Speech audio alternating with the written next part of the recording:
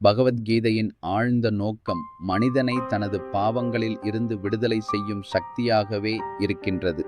பிரான்சில் இருந்து மீரா என்ற பெயருடன் வந்த பராசக்தி ஸ்ரீ அரவிந்தருக்கு சேர்ந்த அனுபவங்களில் ஒரு புதுமை ஏற்படுத்தியுள்ளார்.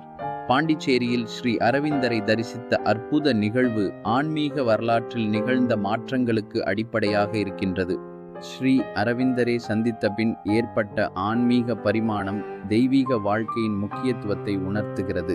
வெளி நாட்டினர் இந்திய சத்தியத்தின் மீது ஆர்வம் காட்டிய போது அவர் முன்னதாக நமஸ்கரித்து தரையில் அமர்ந்து இந்தியர்களின் பண்பாடு மற்றும் மரியாதை தரும் முறையை அனுபவித்தார்.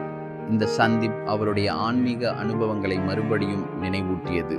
ஸ்ரீ அரவிந்தரின் ஆன்மீகம் வழியாக உலகம் தெய்வீகத்தின் அடிப்படையில் புதிய பரிணாமத்தை காணலாம். அவர் 1926ஆம் ஆண்டு புவியில் இறங்கிய சத்திய ஜீவ ஒளி ஸ்ரீ கிருஷ்ணனை அடைந்தது என கூறுகிறார்.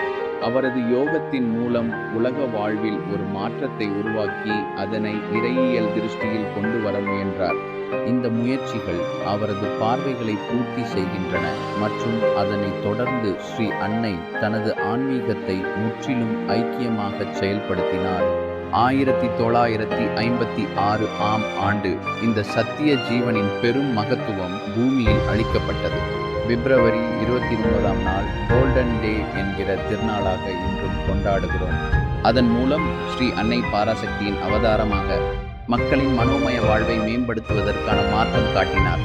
ஸ்ரீ அரவிந்தரும் அவருடன் சேர்ந்து இறைவன் ஆன்மீகமாக ஆற்றலின் அவதாரமாக நமக்கு மறுபடியும் உணர்த்தும் விதமாக இருந்தனர். இந்த நிகழ்வுகள் இன்று கூட முக்கியத்துவம் கொண்டவை மற்றும் அந்த ஆன்மீக எண்ணங்கள் எப்போதும் ஜனங்களில் மனதில் ஒளிரட்டும் என்பதை நினைப்போம்.